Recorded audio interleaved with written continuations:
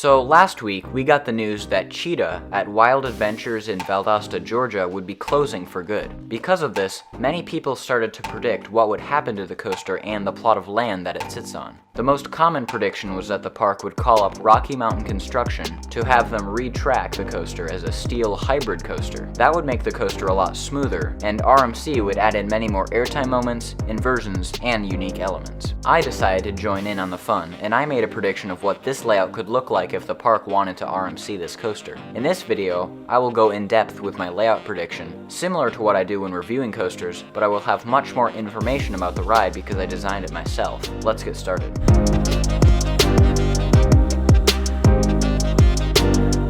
Before we start, I want to say thanks to you all for the support this channel has been getting lately. Every single one of you that hits the subscribe button motivates me to create more awesome coaster videos. So, if you haven't already, I would highly recommend subscribing to the channel. So before we start looking over the RMC layout concept, let's overview the previous layout of Cheetah. This starts with a turn out of the station and into the lift hill. After cresting the chain lift, the train plunges down the straight first drop. This drop leads into a drawn-out speed hill before a larger hill that starts turning to the left at the bottom. The track keeps turning to the left before rising into a step-up, which turns the train to the right before dropping all the way back down to the ground. The train goes into two back-to-back bunny hops before a larger hill that turns the train to the right and into the figure 8 section. It continues in the low-to-the-ground right turn before hopping over a drawn-out airtime hill that turns the train to the left. The train traverses a small bunny hop before turning up, to the right, and into the final brakes. This layout is basically just a large out and back with a little twister section at the end, and the only RMC conversion that features an out and back layout is Untamed at Walibi Holland. So from the start, I wanted this coaster to feature some similar elements. My RMC layout starts with the same little dip and turn out of the station, mine featuring a little bit more banking than what occurs in the original layout. The train passes through a small trim break, then heads up the 115-foot tall lift hill.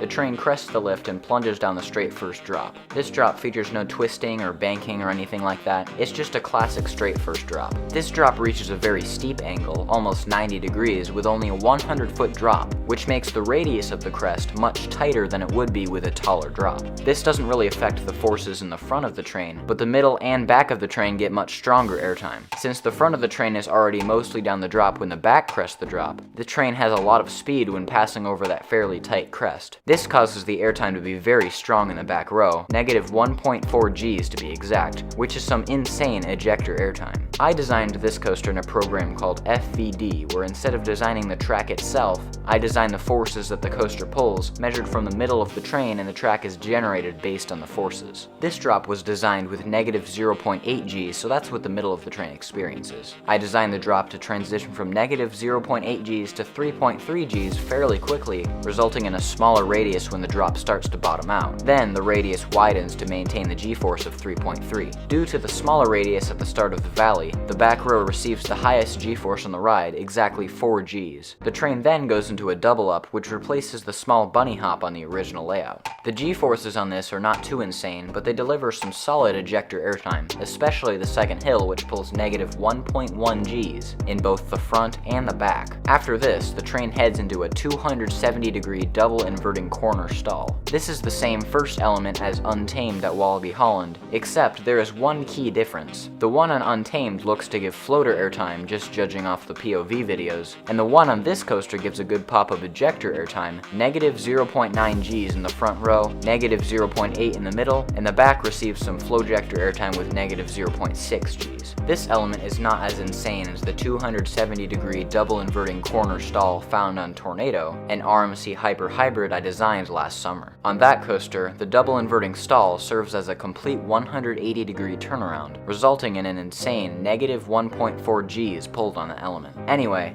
this element replaces the larger airtime hill found on the original. The next element isn't really featured on any real coasters, it's more of a combination of two elements, being the first turn on Iron Gwazi and Zadra, and the outer banked wave turn on Untamed that comes right after the step-up underflip. This element starts out with an upwards turn similar to Iron Gwazi or Zadra, but the outer banking is at 80 degrees, resulting in some nice laterals and airtime. The airtime is not very strong, being only negative 0.4 Gs, but this element would still be really fun. fun. The next element is a twisted step up, sort of like the final rapid transition on Zadra, but instead of being really low to the ground, this element keeps elevating as it progresses. This is not really meant to be a standout element, it's just something that leads into the next element, the latter definitely being one of the best moments in the ride. This twisted step up leads into a large drop, which replaces a very similar element found on the original ride. The front row gets some strong ejector airtime as it drops back down to the ground, pulling negative 1.1 Gs. The middle receives negative 1.3 Gs and the back of the train gets negative 1.5, which is tied for the strongest airtime moment on the ride. As you can see in this clip, the back of the train is just yanked over the crest of the hill. After this is the ride's third inversion, because the previous inverting element counts as 2.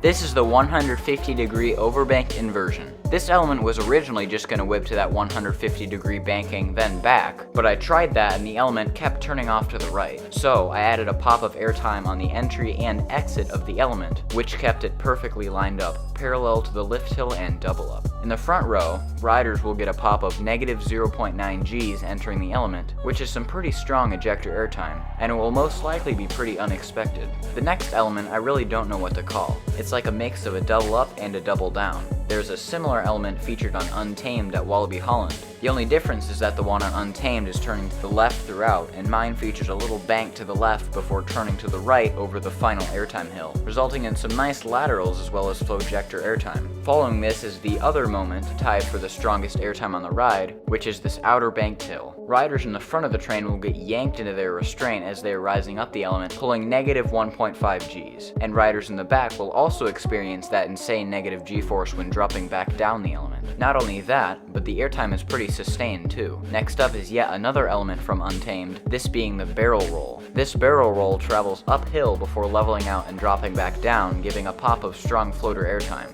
Now, this is where my RMC layout differs from the original. On the original, the track passes over itself and turns to the right into the brakes, forming a figure 8 for that section. But on mine, I could not get the track to pass over the Heartline Roll while maintaining the same level of pacing as the rest of the ride, so I took a shortcut and had the track go straight back into the station after some airtime hills. This would actually be a good idea because it takes off a little track length which saves the park money. Riders turn around through a bank turn before 2 more airtime hills, each giving negative 1.1 Gs in the front and the back before an airtime hop into the brakes. This coaster features 16 different airtime moments, with even one airtime moment snuck into each inverting element. One thing you might have noticed is that the track is not completely smooth, and that was not a mistake. I did that on purpose. I exported from FVD with track that had very spaced out vertices, and intentionally did not smooth out the track vertices. On a lot of RMCs, there's just a little jank to the track, like the transition back to the leveled out banking on Steel Vengeance after the outer banked hill, where the banking goes past 0 then whips back right after. The same thing happens on Zadra after its outer banked hill. I felt like making the track a little less smooth makes it feel a little more realistic and RMC-like. That'll wrap it up for this video, and if you enjoyed this video and want to see more like it, make sure to subscribe. Comment down below what new video ideas you have and want me to make, or another wooden coaster I can RMC in No Limits 2.